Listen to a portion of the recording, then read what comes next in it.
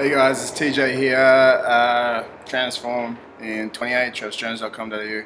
I'm just going to do a video today because I always get hit up by people after I have like stupidly big meals like pizzas, ice cream, anything like that with huge amounts of calories, and they pretty much just them saying, oh, I wish I could do that, but I'm dieting.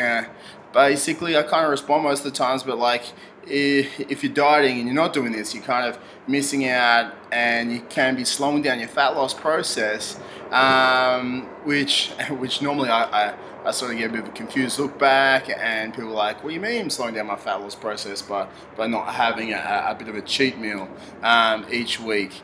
So I'm pretty much just doing this video today saying, I guess, why we cheat and the bit of a processes behind that, and I don't know, like, I guess a bit of a sample cheat meal. So the reason why we do cheat is pretty much to stave off any type of potential catabolism, so muscle breakdown, refill the glycogen levels, so the energy gets put inside your muscles, recharge your metabolism, so it just boosts it back up, keep leptin levels high, and keep ghrelin levels low. So it keeps our hunger down, and by keeping our leptin levels high, it doesn't make us hungry all the time. So leptin talks to your brain about how hungry you are. Increases growth hormones, so increases our fat burning processes, which are a fantastic thing, and it gives you something to look forward to. When you're dieting and you're calorie restricting all the time, you tend to you go a bit crazy, so it gives you something to look forward to each week. So I just do it on a weekly basis. So why, like, when we're losing weight, people tend to normally reduce calories, watch what they eat, they restrict portions, and basically drop carbs out these days as well. So within 3 days of actually dropping down the carbs, normally leptin kind of decreases, and like we said before, it's the master control for your fat cells. Now when leptin decreases too far, we get signals to the brain and realize it's no like sense of full feeling, and it sends some processes which will slow down the metabolism as well. So this is why starvation diets never actually work in the long run. You might start to lose weight, but then you end up putting it all back on. In addition to this, test levels drop, so you can't gain your lean muscle mass, and then T3 drops as well, which is thyroid hormone, which regulates metabolism. That drops as well, so our metabolism starts to decrease. So we're eating less, our metabolism's decreasing, and then we have to eat less again, because to lose that weight, we had to keep eating less because our metabolism keeps dropping down, so we're burning calories each day just by living. And then ghrelin increases, so that's our hunger hormone, makes us want to eat, and we want to eat all the time. So we don't know when we're full. We're hungry all the time, our metabolism is lower, so you can see when people like end up losing this body fat, or they go on to compete or anything like that, they might decrease their body fat to start with, and all of a sudden you see these people blow out. It's pretty much because of these things that they didn't put in place right. So to stop all these things happening, basically we need to kick our metabolism into overdrive with a high calorie meal.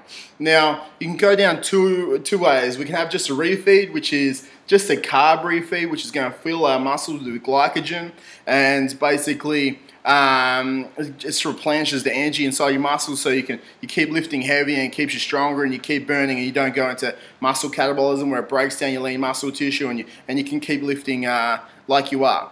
But or we can go into like a bit of a cheat meal. Now there's two different ways of going. Like, I like to go down towards a cheat meal because I just love my food. I'm a fat kid at heart. I'll say it openly to anyone. So I love my food. But a cheat meal for those people with no self-control, we pretty much have to put some rules in place. Now I do have some cheat meal rules, but if you can't follow these rules, then just go the carb refeed. And with the carb refeed, it's pretty much, you can do a carb refeed day or just one meal. It's pretty much a protein and carb based meal, and you drop the fats out, and it's pretty much just protein and carbs. So like brown rice and some chicken, and it's having a whole lot of rice.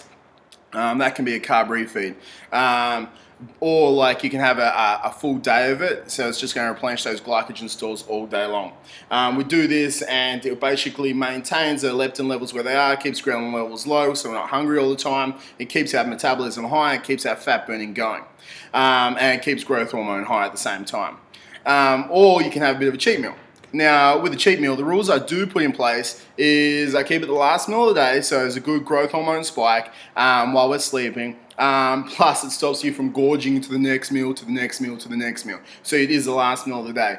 Now, what I do also say is I give it a 45-minute to 60-minute window and I leave it at that. So anything over that 60 minutes you can't keep eating. So it's not like a 3-hour meal. You didn't famine for like 2 years and all of a sudden you have to eat everything you possibly can in the next 2 hours. So it's 45 to 60 minutes. I normally try and train beforehand, so it basically depletes the glycogen levels that are in my muscles while I'm doing it. So when I do it, just basically get soaked up into the muscles. So always train, and I normally train legs beforehand as well, because they're a big muscle group and it sort of gets absorbed as quickly as can. And I slightly decrease my calories the next day. So there's a little bit of a double effect. By increasing your cheat meal, it's going to increase your metabolism, which you're going to burn more calories and you're going to start to lose body fat. And at the same time, I decrease my calories the next day. I intermittent fast. You don't have to. You can just decrease your calories by about 10-20%. But I intermittent fast, don't actually eat until 12 o'clock the next day. So I get that fat burning effect all morning. Okay, so that's pretty much why I have a cheat meal. I do it so it decreases body fat. I do it to replenish glycogen levels so I can keep my strength levels up and basically feel good, and I look forward to something each and every week. So it's pretty much why I do what I do. I hope this makes you understand a little bit more. So the people that ask me, oh my God, I wish I could do it if I was on a diet. You can, and you're going to get leaner, and you're going to get leaner faster. So I hope that answers everything, guys. Have a great day.